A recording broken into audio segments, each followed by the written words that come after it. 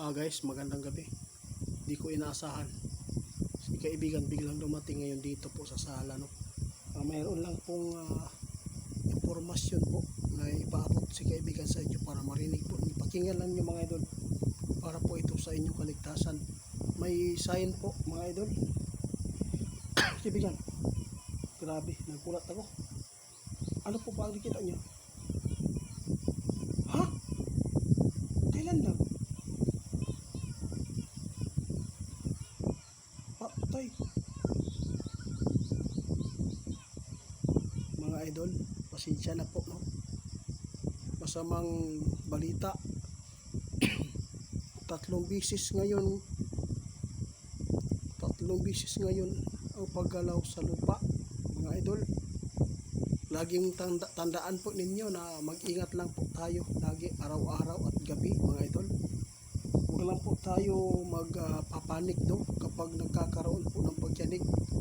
Kailangan nakapokus tayo dahil hindi pwedeng hindi pupunta si kaibigan dito dahil mayroon pong 3 bisis ang paggalaw sa lupa.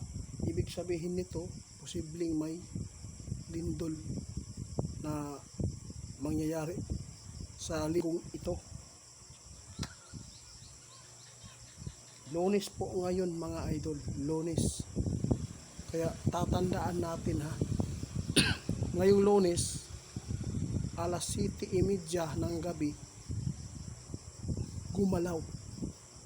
Kaya agad si kaibigan naghatid po ng mga masamang impormasyon para lang po ang impormasyon sa lahat ng magpanood na tatanggap po sa ipinapaabot ng ating kaibigan. Kung hindi ka maniniwala o hindi mo tatanggapin itong sign na ipinapaabot, mag-scroll up ka yung mga idol, ha.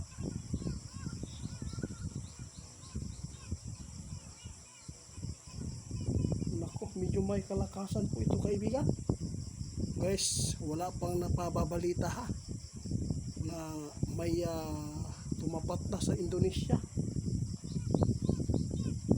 Pero patuloy pa rin daw ang mga impormasyon ng ating kaibigan na talagang hindi magtagal mayroon na naman pong magkaroon ng balita dahil sa lindol, lalo na may mga sign na ngayong gabi na to agad si kaibigan pumunta dito. Maraming salamat, kaibigan, dahil po ipinapaabot ninyo sa amin. At least mayroon po makapanood sa atin, kasi bukas mag-ingat tayo, mga idol, no? Tatandaan po natin yung mga sign ngayon na ipinapaabot ng ating kaibigan. Mag-ingat po tayong lahat, mga idol, sa pagbiyahe, lalo na paghandaan natin dahil mas marami pang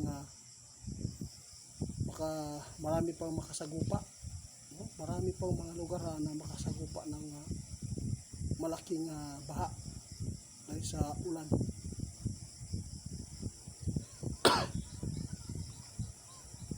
Sa Manila, mga idol, nagpapatuloy ang pag-ulan, pero dito sa atin, grabe, El Nino. Hindi pa tayo nakapagtanim ng ating gulay. Grabe, sobrang tigang na tigang ang lupa. Kaya ingat na lang tayo. Salamat, guys. Pakinggan nyo mabuti, ha. Papaliwanag ko. Si kaibigan, hindi niya kaya na bukas pa niya ipapaabot.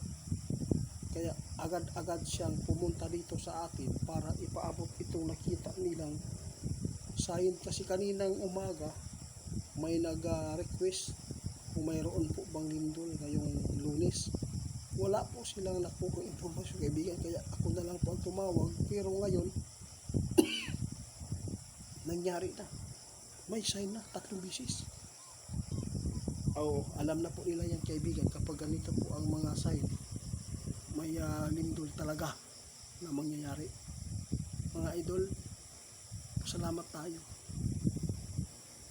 dahil sa linggong ito, sa buwan na to ay walang masyadong napinsala ng kalamidad. Oo, kung mayroon man sa Manila, yung landslide sa Baguio, sa Benguet, mayroon. Pero mga idol, mayroon pa daw mangyayari dyan, pinakamalaking landslide dyan sa Benguet, sa Baguio din, no? Dahil kapag tumuntong tayo sa Vermont, mga idol, doon po magsisimula po ang malakib na mga pangyayari, no? Tatandaan natin mga buwan, o mag-ingat po daw tayo kapag yung taga Cebu, no, kung nakasagupa kayo noon ng malaking tubig, umalis na muna kayo hanggat hindi pa tumungtong ng Vermont o papunta sa Pasko. Doon po talaga magsimula ang malagim na mga katakot-takot ng mga kalamidad dahil sa panahon natin. O, salamat si kaibigan. Guys, umalis na si kaibigan. Pasalamatan po natin si kaibigan, mga idol, dahil nagpapatuloy po siya sa pag-alaga sa atin, no? May mga impormasyon. Ang impormasyon ay para po ito sa ating kaligtasan, para hindi tayo mapapamak. Mga idol, mag-ingat tayo ngayong gabi, mag-ingat po tayo ngayong araw, mag-ingat tayo mga idol, kasi doon sa ibang bansa araw man, dito sa atin gabi. Kaya yun po ang sinasabi natin, lagi pong tatandaan ninyo mga idol, huwag kang makalimot na manalangin, lalo na pagdating ng Sunday, magsimba.